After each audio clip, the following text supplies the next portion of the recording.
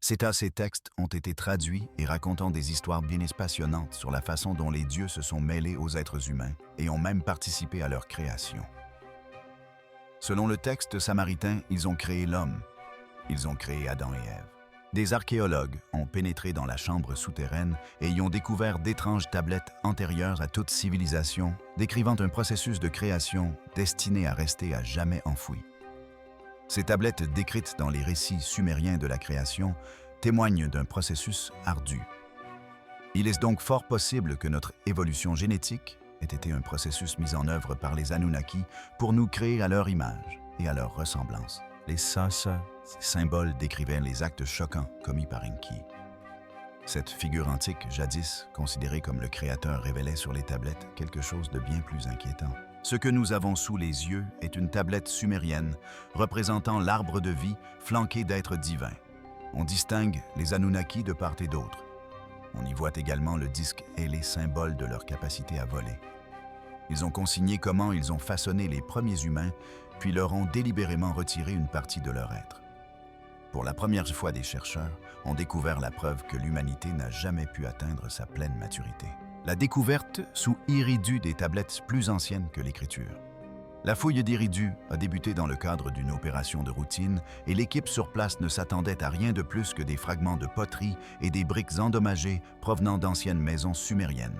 Tout a basculé lorsqu'une analyse vibratoire a révélé un espace creux, bien en dessous du niveau où auraient dû se trouver les premiers établissements d'Ubi. L'équipe a dégagé plusieurs mètres de terre compactée et a atteint une couche inexplicable. Elle se situait bien en dessous de la plus ancienne occupation sumérienne connue et ne correspondait à aucune couche culturelle répertoriée en Mésopotamie.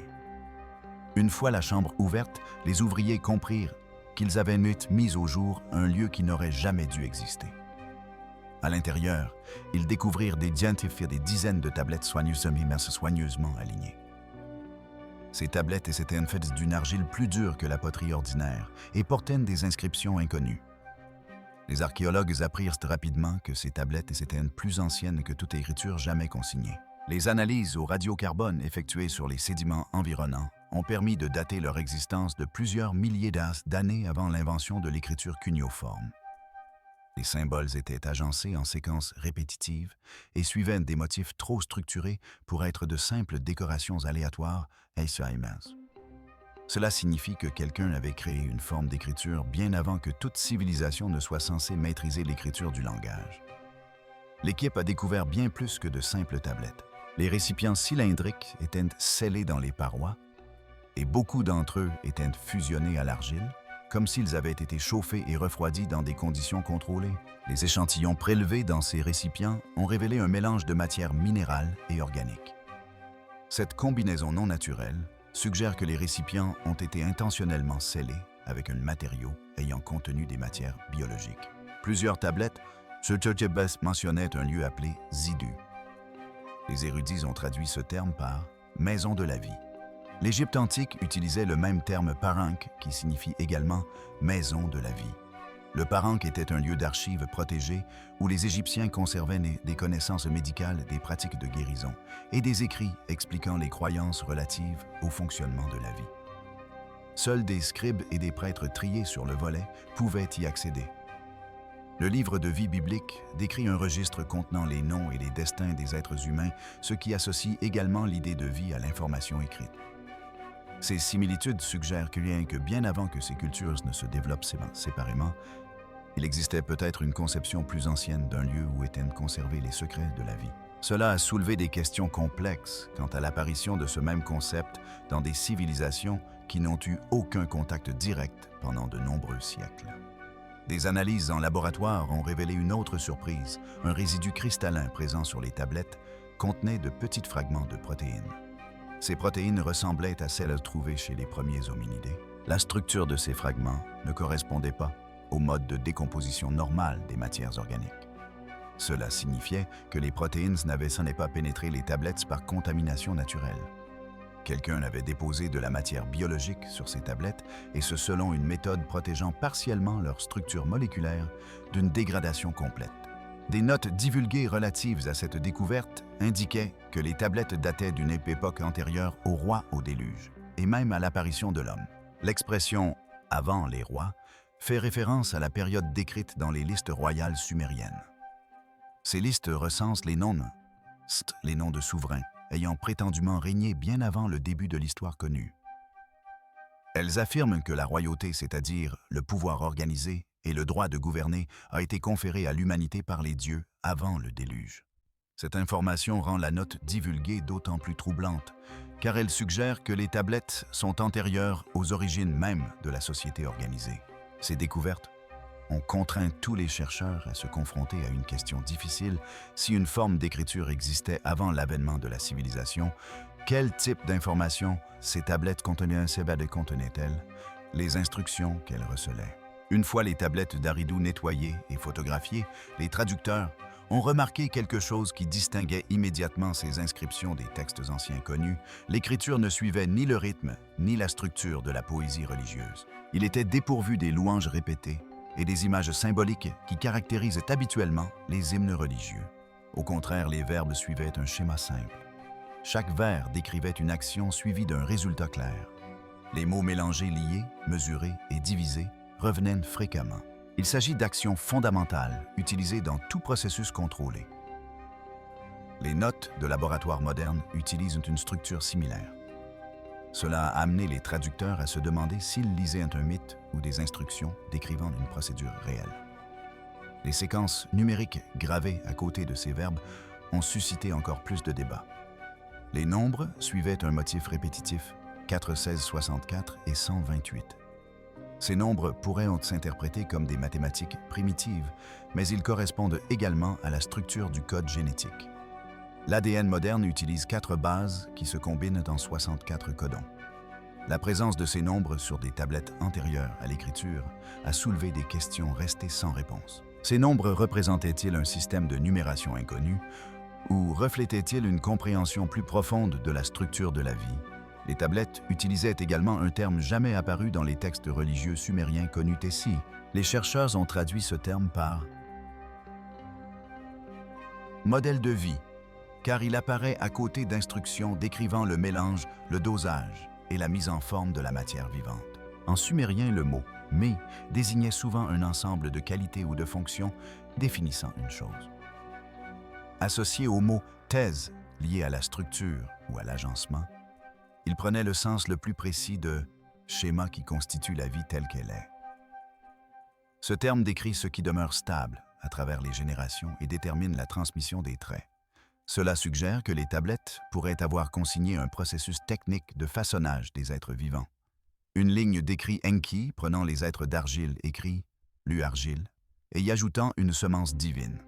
L'idée de façonner les humains à partir d'argile apparaît également dans le livre de la Genèse. La Genèse décrit comment Dieu façonna le premier homme à partir de la poussière de la terre. Cette similitude ne prouve pas un lien direct, mais elle montre que différentes cultures utilisaient la même image pour expliquer la création des premiers hommes. Le texte des tablettes, cependant, s'apparente davantage à un mélange contrôlé qu'à un acte symbolique. Une phrase répétée affirmait qu'Enki mesurait le souffle et le réduisait. Cette expression a d'abord déconcerté les traducteurs, car elle ne correspondait à aucun rituel connu. Après discussion, les chercheurs ont suggéré qu'elle pourrait faire référence à une modification de la durée de vie ou des capacités mentales. Dans les textes anciens, le souffle symbolise souvent la vie. Le réduire pourrait donc signifier diminuer une capacité naturelle. Des bas-reliefs découverts près des tablettes représentaient des figures humanoïdes allongées sur une surface plane entre 2 grands récipients. Cette disposition rappelle les premières tentatives de procédure médicale où le sujet était placé entre des instruments ou des récipients. Ces détails concordent avec plusieurs récits de la Bible hébraïque et d'autres écrits anciens. L'histoire des Néphilim décrit des êtres célestes puissants qui interagissaient avec les humains et modifiaient leur lignée. Des textes juifs comme le livre d'Enoch affirment que les veilleurs étaient des êtres célestes qui transgressaient les règles et enseignaient aux humains un savoir supérieur qui n'était pas destiné à eux. Les premiers auteurs chrétiens reprenaient ces idées et mettaient en garde contre une grave crise qui surviendrait lorsque les humains se mélangeraient à une entité non pleinement humaine. Cela soulevait une question cruciale pour l'équipe. Cianci a procédé comme une expérience qui est-il advenue des premiers résultats des prototypes avortés d'humains primitifs. Lorsque les traducteurs ont eu accès à davantage de tablettes provenant de la chambre scellée, ils ont découvert des descriptions d'êtres plus anciens ne ressemblant à aucun groupe humain connu. Ces êtres étaient désignés comme les incomplets et les bruyants. L'expression « bruyant » apparaît dans d'anciens mythes sumériens où l'on disait que les premiers humains importunaient les dieux par un bruit incessant. Les chercheurs pensent aujourd'hui que le bruit était peut-être une métaphore d'un comportement instable ou d'une souffrance physique plutôt qu'un son ordinaire. Leur nom suggérait que quelque chose chez ces êtres ne fonctionnait pas comme prévu. Les fragments de bas-relief trouvés à l'intérieur de la chambre ont confirmé cette hypothèse. Les gravures représentaient des figures aux membres allongés et aux crânes asymétriques. Certains corps étaient dépourvus de cages thoraciques complètes, tandis que d'autres présentaient des cages thoraciques fusionnées de manière anormale. Quelques figures étaient sculptées avec des articulations enflées ou des mâchoires proéminentes. Ces détails étaient trop précis pour être de simples ornements artistiques. Ces formes correspondaient à des schémas connus d'échec du développement.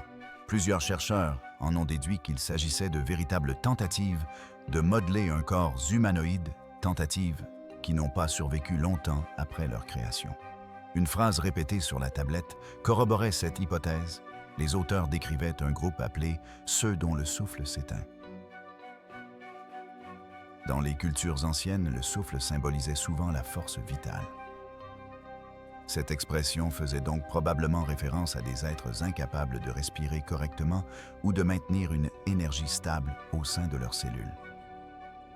La science moderne associe ces problèmes à des maladies mitochondriales ou à de graves anomalies respiratoires. La concordance était difficile à ignorer. Les tablettes décrivaient également des réactions violentes chez ces premières créations. Certains textes indiquaient que les proto-humains étaient devenus agressifs peu après leur formation. D'autres disaient qu'ils s'attaquaient entre eux ou détruisaient leur environnement. Ces détails concordaient avec de nombreux mythes anciens évoquant des êtres primitifs chaotiques anéantis par une intervention divine. Cela suggérait que ces mythes étaient des versions simplifiées d'événements pouvant impliquer des expériences biologiques instables. Une inscription révélait la gravité de ces échecs, leurs os se brisaient lors du modelage et leur sang ne se stabilisait pas. Cette expression décrivait des affections similaires à l'ostéoporose congénitale où les os se fracturent facilement et aux troubles de la coagulation où le sang ne peut se stabiliser. Ces deux phénomènes se produisent en biologie moderne lorsque les instructions génétiques sont mal appariées ou incomplètes. Un échantillon de résidus prélevé dans un récipient a apporté des preuves supplémentaires. Les analyses ont révélé des fragments peptidiques ressemblant au collagène protéine qui confère sa structure à la peau et aux os. Ces fragments présentaient des motifs de réticulation inhabituels absents lors de la décomposition naturelle. Ceci suggère une manipulation tissulaire artificielle.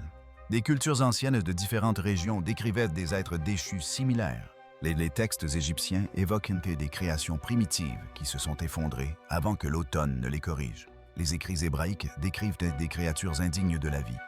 Les récits grecs parlent d'êtres difformes détruits avant même que le monde ne prenne forme. Ces découvertes soulèvent une question directe. Si ces êtres ont échoué lors des premières tentatives, l'étape suivante consiste à comprendre ce qu'Enki a modifié pour créer des humains capables de survivre. Il s'agit des limites qu'Enki a imposées à l'ADN humain. En poursuivant leur travail sur les tablettes, les traducteurs ont remarqué des phrases récurrentes décrivant Enki effectuant de nouvelles mesures et fixant une nouvelle limite. Ces phrases apparaissaient dans des sections traitant des ajustements finaux apportés aux êtres qui allaient devenir les premiers humains. Les chercheurs ont constaté de fortes similitudes entre ces descriptions et plusieurs caractéristiques connues du génome humain que l'on retrouve en biologie moderne. Le premier exemple concernait les télomères, ces structures protectrices situées aux extrémités des chromosomes. Les télomères raccourcissent naturellement à chaque division cellulaire. Lorsqu'ils deviennent trop courts, la cellule ne peut plus se diviser et le corps commence à vieillir. Les tablettes Semade semblent décrire une réduction délibérée de ce système de protection, ce qui suggère qu'une durée de vie plus courte aurait pu être intentionnellement introduite. Une autre hypothèse relie le texte à une caractéristique unique du génome humain, la fusion du chromosome. 2. L'être humain possède un chromosome qui semble résulter de la fusion de 2 chromosomes ancestraux. Aucun autre primate vivant ne présente cette structure exacte. Cette fusion demeure inexpliquée dans l'histoire de l'évolution. Certains chercheurs ont noté que les références sur les tablettes à la modification de la forme et à la liaison de ces parties ressemblaient à cet événement génétique inhabituel. Un troisième concept biologique concernait l'élagage neuronal. L'élagage neuronal est un processus par lequel le cerveau en développement élimine un grand nombre de connexions durant l'enfance. Cela peut limiter la quantité d'informations sensorielles qu'une personne peut traiter. Les inscriptions utilisaient des expressions décrivant l'élimination d'une perception excessive. Cela suggérait qu'une version primitive de l'être humain possédait peut-être une capacité cognitive supérieure à celle de la version ultérieure qui a survécu. Une tablette mentionnait ce qu'on appelait le code du Machim-Asomam, le code scellé dans la graine. Ces chercheurs ont établi un lien avec ce que la génétique moderne appelle l'ADN non codant. L'ADN non codant était autrefois qualifié d'ADN poubelle, car il ne semblait pas produire de protéines. Les recherches montrent aujourd'hui qu'il contient des instructions importantes qui régulent l'activation et la désactivation des gènes. Cela correspondait à l'idée d'un code caché qui contrôle le développement sans produire de structure visible, une structure visible. Les tablettes faisaient également référence à la suppression de la seconde respiration. Dans les cultures anciennes, la respiration symbolisait souvent la vie ou la conscience. La suppression de la seconde respiration suggérait la perte d'une capacité qui existait autrefois. Les chercheurs ont avancé plusieurs hypothèses. Les premiers humains auraient pu posséder une mémoire exceptionnelle ou une espérance de vie plus longue. Ils auraient pu percevoir un éventail plus large d'informations sensorielles ou avoir une capacité mentale qui a disparu chez l'homme moderne. Les généticiens qui ont analysé des échantillons de peptides ayant fuité ont constaté que les protéines issues des résidus du vaisseau présentaient une stabilité inhabituelle. Les protéines se décomposent normalement complètement après de longues périodes. Les fragments restants dans ces échantillons présentaient une structure qui ne correspondait pas à une décomposition naturelle. Ceci corroborait l'hypothèse d'une modification artificielle des tissus. Plusieurs textes anciens décrivent des limites similaires imposées à l'humanité. Le livre de la Genèse relate les discussions des êtres divins sur le danger de l'immortalité humaine. Il relate également la diminution rapide de l'espérance de vie après le déluge. L'histoire de la tour de Babel décrit une tentative délibérée de limiter la coopération humaine par l'altération du langage. Toutes ces idées corroborent le thème présent dans les tablettes sumériennes et sumériennes, quelque chose a réduit le potentiel de l'humanité.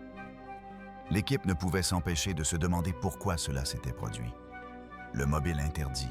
La découverte la plus troublante provenait d'une tablette dont la traduction s'avéra difficile pour les chercheurs, tant son sens impliquait une dimension directe et inquiétante.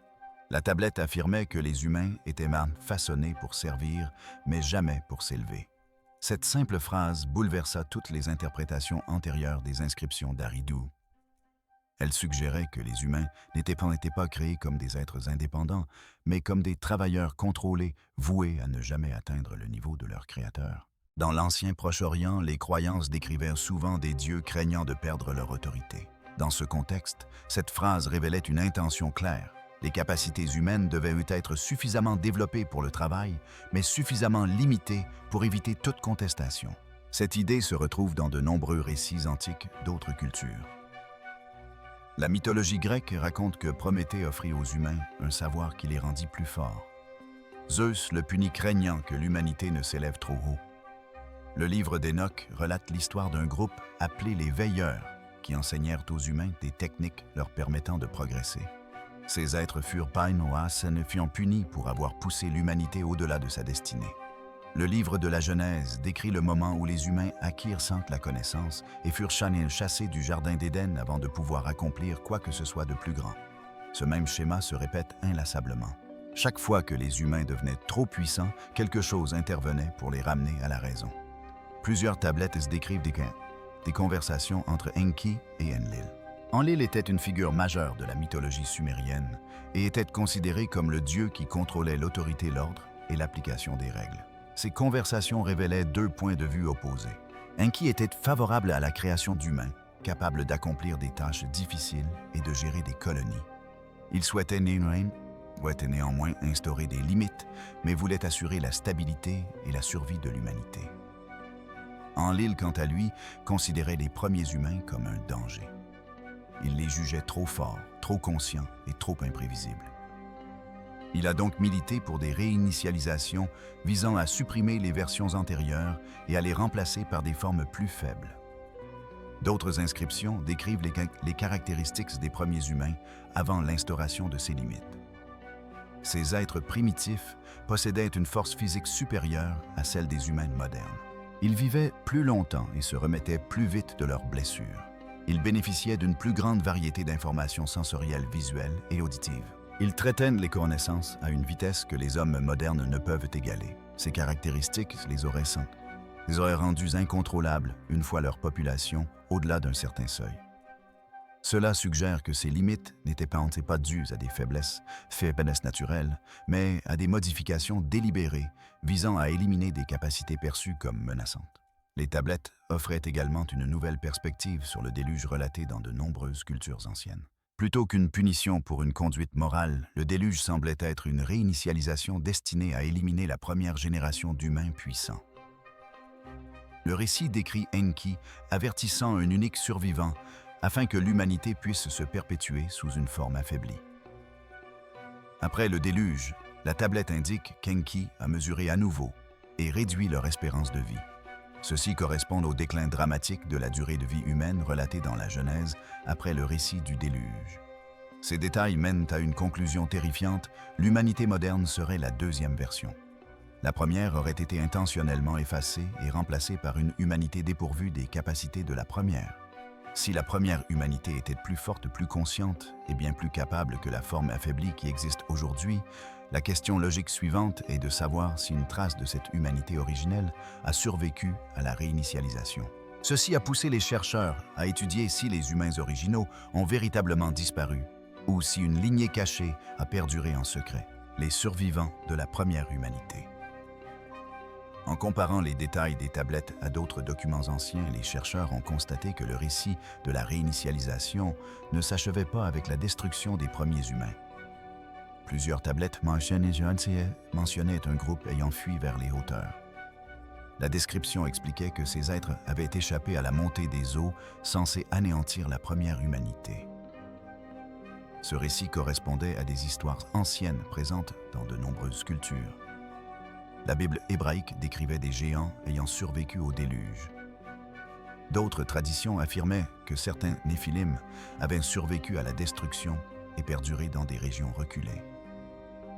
Les chercheurs se sont alors tournés vers des études ADN modernes pour déterminer si les traces d'une humanité ancienne avaient subsisté jusqu'à nos jours. Ils ont examiné les résultats d'études génomiques menées dans des régions connues pour leurs particularités physiques ou cognitives inhabituelles.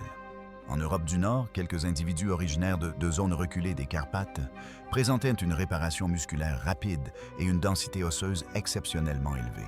Ces caractéristiques ne correspondent pas au profil génétique des populations environnantes. Dans certaines régions des hauts plateaux andins, des chercheurs ont découvert des individus dotés d'une capacité pulmonaire et d'une capacité de traitement de l'oxygène exceptionnelle, dépassant l'adaptation attendue à l'altitude. En Afrique de l'Ouest, de petits groupes d'individus étaient porteurs d'haplogroupes rares, présentant des temps de réaction particulièrement rapides et un raisonnement spatial aiguisé. Dans les îles du Pacifique, des échantillons isolés, issus de lignées familiales anciennes, incluaient des personnes ayant atteint une taille extrême sans les troubles hormonaux, généralement associés au gigantisme. Les scientifiques n'ont pu rattacher ces marqueurs génétiques inhabituels à aucune branche connue de l'évolution humaine. Les haplogroupes ne s'intégraient pas aisément aux chronologies établies par la cartographie génétique standard. Ceci a conduit certains chercheurs à envisager la possibilité que ces caractéristiques proviennent d'une lignée très ancienne, ayant survécu longtemps après la disparition supposée de la première forme d'humanité. Des traditions culturelles anciennes corroboraient cette hypothèse. Les Dounes du Mali affirmaient que leurs ancêtres les plus lointains appartenaient à un groupe qui se souvenait du premier ciel, une expression qu'ils employèrent un temps avant que le monde ne change. Les Hopis du sud-ouest américain enseignaient que les premiers humains possédaient une conscience plus aiguisée et une perception plus étendue avant un grand oubli qui mit fin à l'ère précédente. Au Pérou, des récits pré-Inca de la région andine décrivaient des êtres grands et puissants, les Viraou, ayant vécu avant les humains ordinaires. Ces êtres étaient réputés posséder des capacités physiques et mentales aujourd'hui disparues. Ces récits suggéraient que le souvenir d'une humanité plus forte et plus capable subsistait dans de nombreuses cultures bien avant que l'archéologie ou la génétique ne tentent d'expliquer les origines humaines. Des fragments de tablettes découverts dans la chambre scellée apportèrent des précisions supplémentaires. Certaines inscriptions décrivent « passe ceux qui sont sans limite ».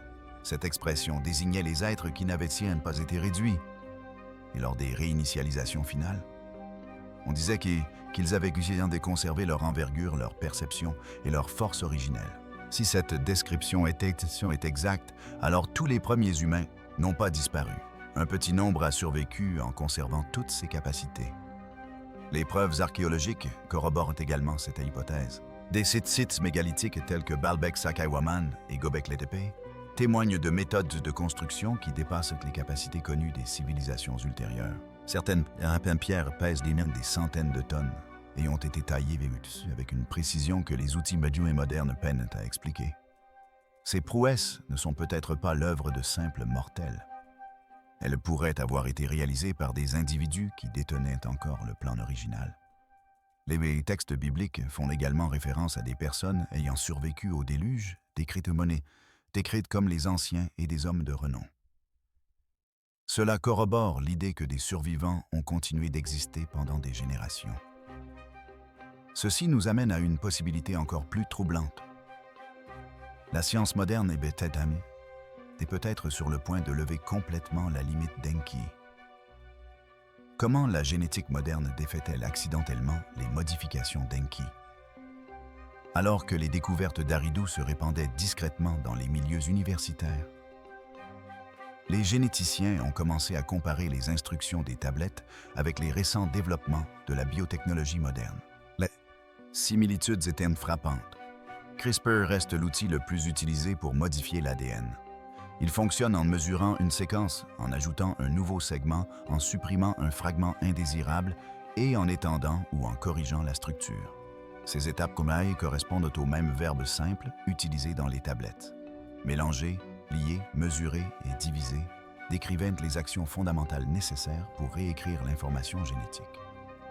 Le fonctionnement d'Enki semblait similaire aux méthodes fondamentales utilisées aujourd'hui par les scientifiques.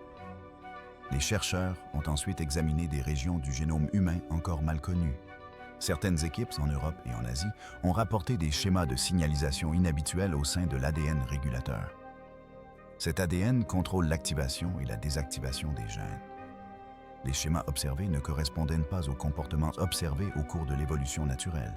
Ces signaux se répétaient selon des rapports numériques correspondant aux séquences gravées sur les tablettes iridues. Cette découverte a soulevé la possibilité que ces nombres anciens n'étaient pas symboliques. Ils auraient pu constituer un guide technique pour la formulation d'instructions biologiques. Les recherches de Telmir ont mis en lumière un autre lien troublant. Les termes télomères s'y raccourcissent avec l'âge limitant ainsi le nombre de divisions cellulaires. Des scientifiques ont allongé les télomères chez des animaux de laboratoire, ce qui a entraîné une augmentation spectaculaire de leur espérance de vie. Les souris traitées ont vécu presque 2 fois plus longtemps que les souris non traitées. Si Enki a induit une limite à la durée de vie humaine en réduisant la protection des télomères, la recherche moderne est sur le point d'inverser ce processus. Un autre indice provient d'un rapport confidentiel d'un laboratoire de génétique du Moyen-Orient. Bien que le rapport n'ait jamais été rendu public, un bref résumé a fuité en ligne. Il indiquait que certaines séquences introniques se comportaient comme des interrupteurs verrouillés. Les introns sont des segments d'ADN qui ne codent pas de protéines, mais qui influencent le fonctionnement des gènes. L'idée d'un interrupteur verrouillé correspond à l'inscription indiquant que le code avait été dissimulé dans la graine. Le laboratoire a suggéré que les introns pourraient contenir des instructions compressées ou restreintes depuis longtemps. Si ces interrupteurs contrôlant des capacités importantes, leur déverrouillage pourrait engendrer des changements majeurs. Une levée de cette compression pourrait accroître considérablement l'espérance de vie humaine. Elle pourrait développer les capacités cognitives, permettant ainsi au cerveau de traiter davantage d'informations simultanément. Elle pourrait restaurer des capacités sensorielles aujourd'hui inexploitées, comme une meilleure acuité auditive ou une perception accrue du mouvement. Elle pourrait également provoquer des mutations imprévisibles et inexpliquées par les scientifiques. Ces possibilités inquiètent de nombreux chercheurs, car elles rappellent qu'aillent des caractéristiques décrites dans les légendes des premiers humains. Certains scientifiques avertissent que la levée de ces restrictions pourrait réveiller des capacités que la vie moderne n'est pas préparée à accueillir. Une population à l'espérance de vie prolongée, à la force accrue et à la conscience exacerbée pourrait bouleverser tous les systèmes dont dépend la société. Les institutions religieuses verraient leurs enseignements remis en question. Les gouvernements craindraient l'instabilité. La science peinerait à expliquer les changements soudains du potentiel humain. La boucle est bouclée, La boucle est bouclée. Enki a déjà transformé l'humanité. La science moderne était peut-être sur le point d'anéantir son œuvre sans comprendre pourquoi il a établi ses limites. Cliquez sur les cartes à l'écran pour découvrir d'autres vidéos intéressantes.